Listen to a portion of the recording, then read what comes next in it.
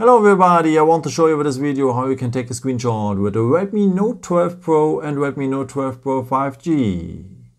For that we will have three ways for. Let me show you the first one. It works with a button. So we will need the power button and the volume down button. Press these both buttons just for short together and you're having a screenshot. After you can see the preview and you can share this screenshot with WhatsApp, Telegram and so on immediately. So one more time, the power button and the volume down button just for short together, and you're having a screenshot. If you tap on the preview, you have also the chance to draw something inside or to highlight something as you want.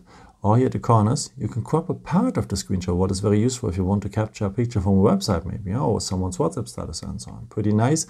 And after you can share this edited part here or with the checkbox, you will send it directly to your gallery. And there's a second way to take a screenshot. So if you scroll down right next to the camera, you have here the control center, and a part of the control center is here the icon to have the screenshot. Just tap on it and the phone is taking a screenshot as well.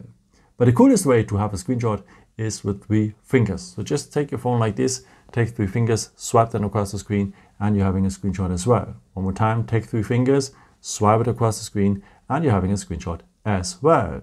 Where to find your screenshots after, of course, here at the gallery.